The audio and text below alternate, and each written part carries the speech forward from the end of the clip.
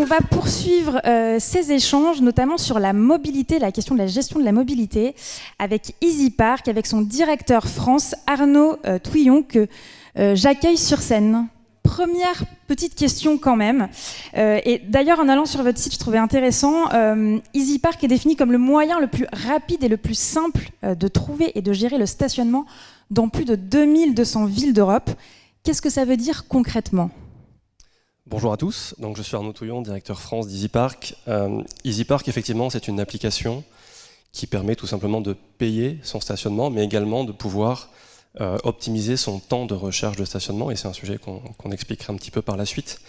On est une structure scandinave créée il y a 20 ans, qui permet effectivement, comme je le dis, de simplifier, et le mot simplifier est vraiment un mot-clé pour nous, le stationnement. Depuis ce matin, on parle beaucoup de transport, de mobilité, de déplacement, mais on a tendance à oublier le stationnement, qui est un petit peu le parent pauvre, j'ai envie de dire, de la thématique, et qui pourtant est très importante. Et si je peux me permettre une petite mise à jour, le groupe EasyPark a fait l'acquisition de la société ParkNow au 1er juin, filiale de BMW et Daimler. Et donc à aujourd'hui, on est présent dans plus de 25 pays et 3200 villes partenaires qui utilisent nos outils 100% digitaux. Très bien. Alors justement, quels sont les challenges de la gestion du stationnement ? Justement, le stationnement, c'est un peu le parent pauvre, et il faut savoir qu'il y a un chiffre clé qui nous anime et sur lequel nous, on peut impacter au quotidien, c'est le temps de recherche d'une place de stationnement. À l'heure où on se parle, 30%, dans les villes où il y a de la congestion urbaine, où il y a des situations d'embouteillage, 30% des véhicules qui sont dans ces situations-là sont en recherche d'une place de stationnement.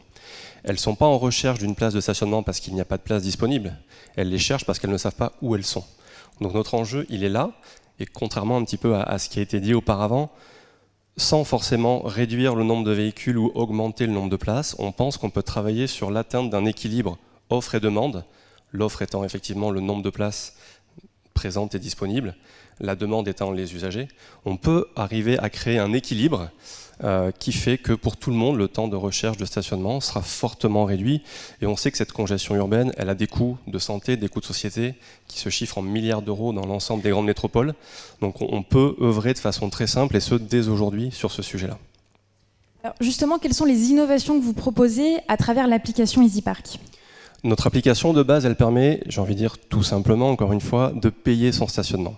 Mais on a deux sujets qu'on a développés depuis plusieurs années, notamment en priorité dans les pays nordiques qui sont un petit peu plus matures que nous sur ces sujets-là. La première chose, c'est que l'on permet également de réserver sa borne de recharge électrique et de payer sa recharge électrique au travers de l'application. Donc on a une vraie volonté d'aller de bout en bout, d'accompagner l'usager dans ce parcours-là.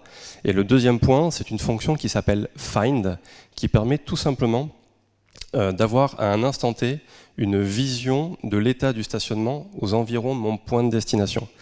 On agrège un ensemble de données, les données des paiements mobiles, les données des paiements au rodateur.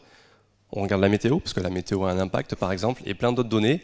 Et de tout ça, on va être capable de créer une donnée prédictive. Ce n'est pas une donnée juste, je suis incapable de vous dire que dans telle rue, il y a 2 ou 3 places disponibles à l'instant T. En revanche, je vais être en mesure de vous dire qu'il y a 10% de chances de trouver une place ou 50% de chances de trouver une place. Et du coup, ça va impacter votre façon de faire. On a tous aujourd'hui ce mauvais réflexe, quand on va d'un point A à un point B, d'aller jusque devant le point B, de s'assurer que c'est bien ici, et après on tourne autour pour chercher une place, et on va surtout pas trop loin, parce qu'après il faut marcher. Alors que là, si dès le début on m'affiche quel est l'état du stationnement, quelles sont les rues disponibles, quel est le temps que je vais mettre pour trouver une place de stationnement et combien de temps je vais mettre pour marcher de mon point de stationnement à mon point de rendez-vous, ma décision va être bien plus simple et je vais réduire de façon très simple mon temps de recherche de stationnement qui est clé dans la question de la ville durable. Dans les villes dans lesquelles on l'a déployé, il y en a plus d'une quarantaine en Europe, il faut savoir que le temps de recherche de stationnement a été divisé par 2.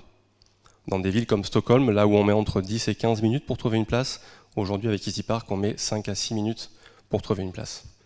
Sans pour autant impacter le nombre de places disponibles, sans pour autant empêcher un certain nombre de véhicules de se rendre en ville, mais juste en équilibrant l'offre et la demande, et surtout en communiquant à l'usager qui ne connaît pas cette donnée. Ça veut dire que vous remplacez les parcs-mètres ? On est complémentaires.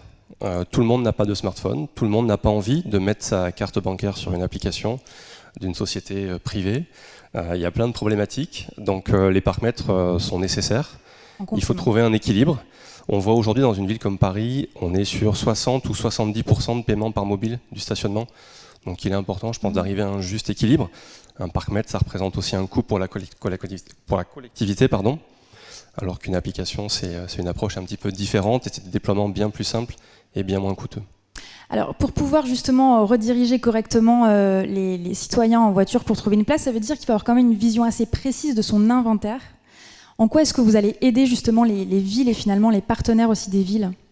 Exactement. On travaille beaucoup avec les opérateurs, qu'ils soient privés ou publics, au travers d'un outil qui s'appelle le Parking Dashboard, ou qu'on a appelé Observatoire du stationnement, qui a notamment vocation à donner aux villes en temps réel et à l'instant T une vraie vision de ce qui se passe sur leur ville d'un point de vue stationnement. Le stationnement aujourd'hui, c'est du stationnement pendulaire, des gens qui viennent faire une course, qui ont un stationnement pour 30 minutes à 1 heure.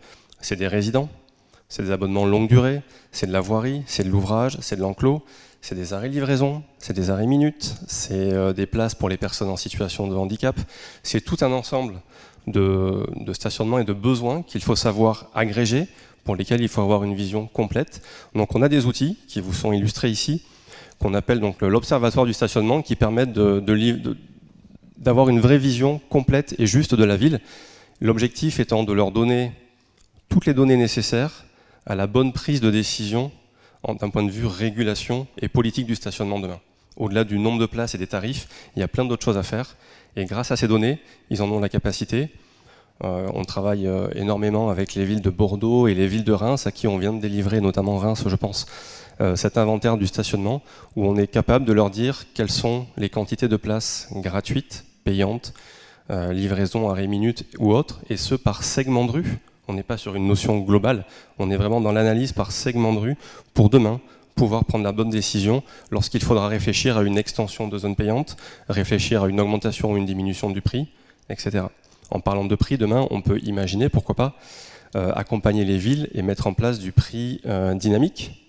Pourquoi le prix du stationnement ne varierait pas en fonction d'un état d'occupation ou ce genre de choses. Donc voilà, ça fait partie de l'ensemble des données qu'on est en mesure d'afficher et de proposer aux villes en temps réel.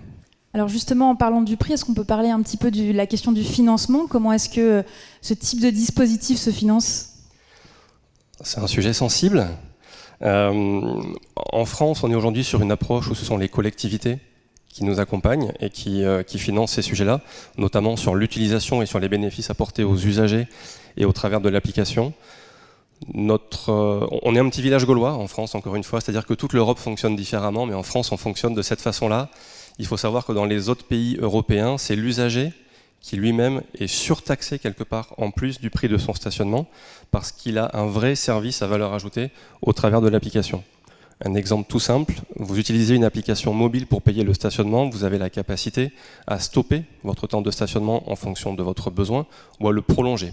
Donc vous payez le prix à la minute en fonction de votre vrai besoin. Devant un horodateur, on vous demande de façon assez figée si vous voulez stationner 1 heure, 1 heure et demie, 2 heures.